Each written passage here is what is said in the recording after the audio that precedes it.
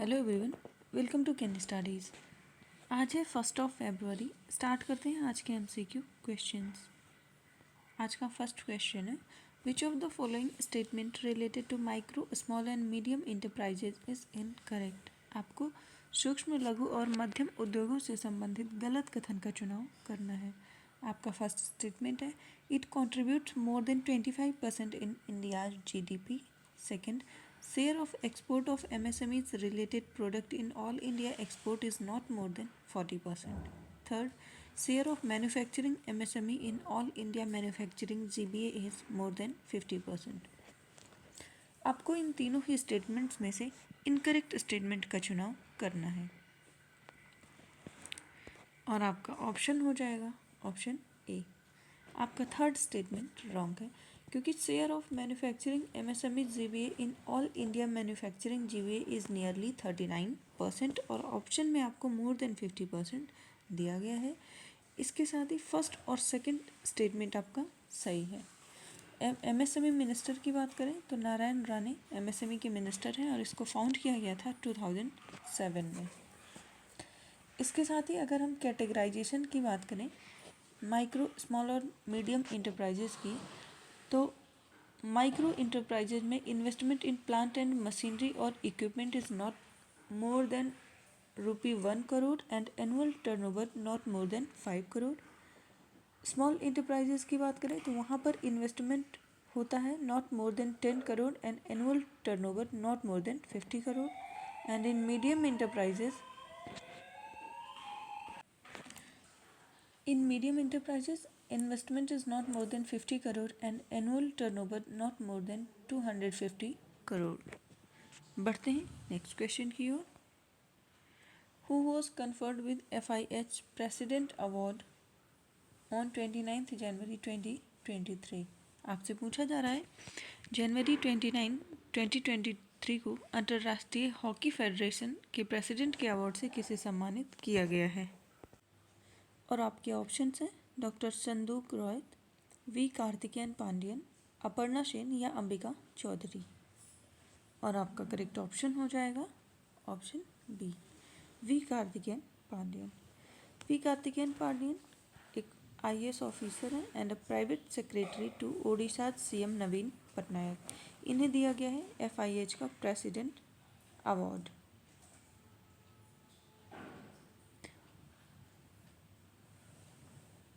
पढ़ते हैं next question की ओर।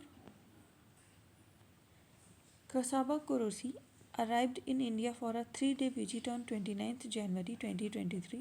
He is the president of which organization? आपसे पूछा जा रहा है साबा कुरैशी 29 जनवरी 2023 को 3 दिवसीय यात्रा पर भारत आए हैं, वो किस संगठन के प्रमुख हैं। आपके ऑप्शन हैं World Bank, United Nations General Assembly, IMF या यूनेस्को। और आपका करेक्ट ऑप्शन हो जाएगा ऑप्शन बी, वो यूनाइटेड नेशंस जनरल असेंबली के प्रेसिडेंट हैं। So United Nations General Assembly president सावा Korosi on 29th January 2023 arrived in India for a 3-day visit. Qureshi is a career diplomat from Hungary and during his visit he will interact with the officials of Niti Aayog and India's G20 presidency team to explore the scaling up of country's best practices. And he is also guest at the Beating the Retreat ceremony at iconic Vijay Chowk in New Delhi and is scheduled to pay floral tribute to Mahatma Gandhi at Raj Ghat. बढ़ते हैं next question की ओर।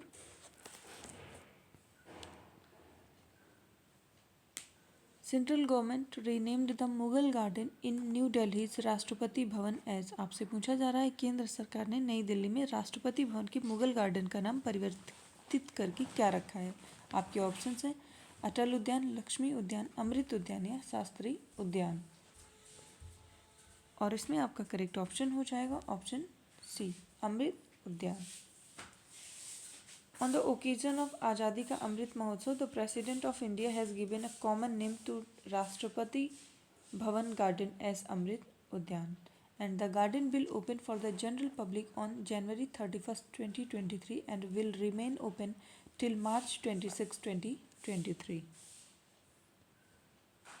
बढ़ते हैं next question की ओर. Who among these won the finals of men's singles of Australian Open 2023? आपसे पूछा जा रहा है इनमें से कितने ऑस्ट्रेलियन ओपन 2023 के पुरुष एकल का खिताब जीता है. आपके ऑप्शंस हैं Rafael Nadal, Carlos Alcaraz, Novak जोकोविच या रोजर फेडरर.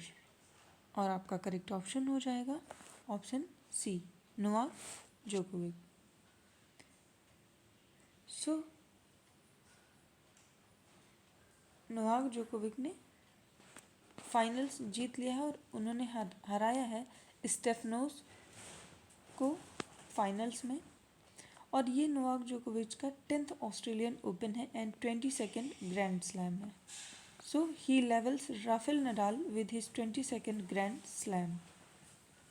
बढ़ते हैं नेक्स्ट क्वेश्चन की ओर.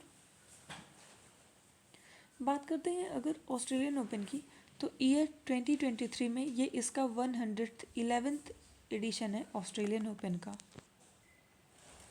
And the tournament consisted of events for professional players in singles, doubles and mixed doubles.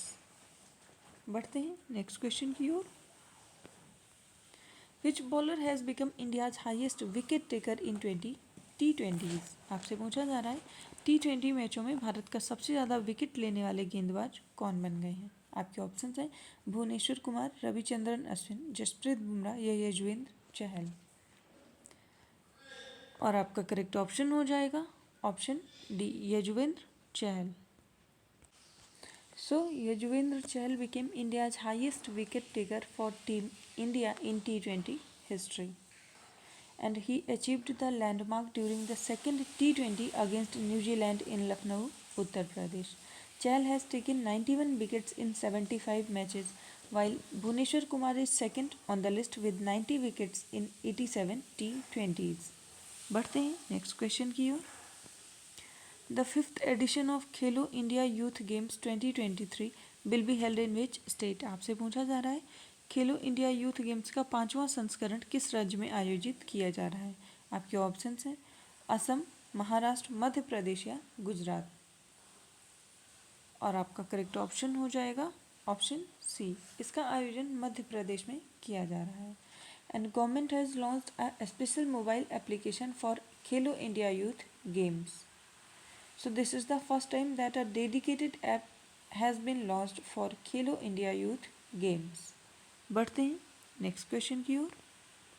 What is the target for India to eradicate leprosy in the country? आपसे पूछा जा रहा है भारत के लिए देश में कुष्ठ उन्मूलन का लक्ष्य वर्ष क्या है. आपके ऑप्शन हैं 2025, 2027, 2028 या 2030. और आपका करेक्ट ऑप्शन हो जाएगा 2027.